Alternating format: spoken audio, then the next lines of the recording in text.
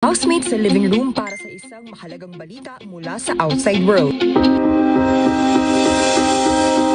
Halos 100 ang nasawi sa Cebu Province dahil sa hagupit ng Bagyong Tino.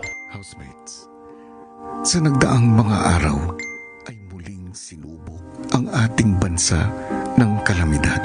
Dalawang malalakas na bagyo ang tumama sa iba't ibang bahagi ng ating bansa.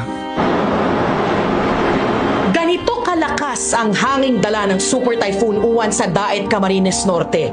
Buong araw binayo ng malabuhawing hangin ang buong probinsya. Nung nakita ko nga po sa balita na isa po sa mga lugar na tinamaan ng bagyo ay yung Cebu, siyempre sila po agad yung pumasok sa isipan ko na siguro ngayon nahihirapan po sila dahil ayun nga, unfortunately, sobrang lakas po ng typhoon.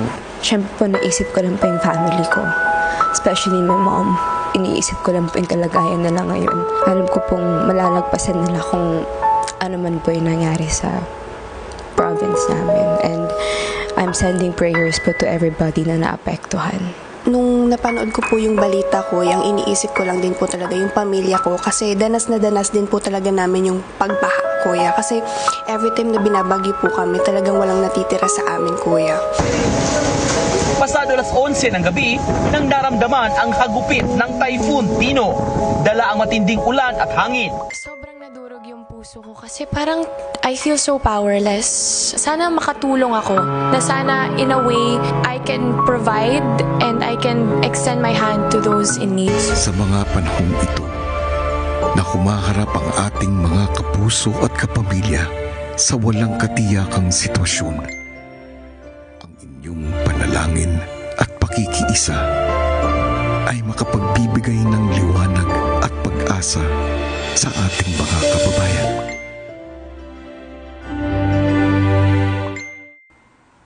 Clifford, Carmel, Lela, Crystal at Fred, nais kong ipaalam sa inyo na bagamat nasalanta ng bagyo ang mga lugar sa inyong tinitirahan, sila ay ligtas at nasa mabuting kalagayan. Kahit ganun man po yung nangyari, kuya, ang pinaka-importante sa akin, kuya, safe po silang lahat po, kuya. I'm really glad na narinig ko na safe naman yung pamilya ko. I'm sending prayers to everyone who has been affected by the typhoon at sana maging okay rin ang lahat. Nais ko kayong hikayatin na mag-abot ng tulong sa ating mga kababayang nangangailangan. Emotional man sa balitang natanggap, agad inimpisahan ng housemates ang pag-re-repack ng relief items mula sa ABS-CBN Foundation at GMA Kapuso Foundation. Kuya, that's the least that we can do, kuya. May kapangyarihan naman kami na makatulong, kuya, sa mga taong nawalan at naapektuhan. At binigyan niyo po kami ng pagkakataon para makatulong. Kaya po gagawin po namin, kuya. Sobrang saya niya sa puso na ginagawa ko to for my fellow Filipinos na naapektuhan nga ng bagyo.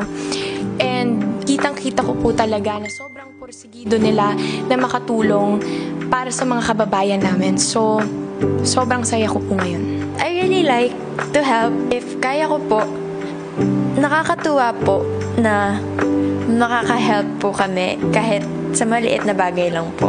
Sobrang mahalaga po siya for me na makatulong ako kasi ako din mismo, kuya, naramdaman ko na din po yung feeling na hindi ko na po talaga alam kung anong mangyayari or gagawin ko.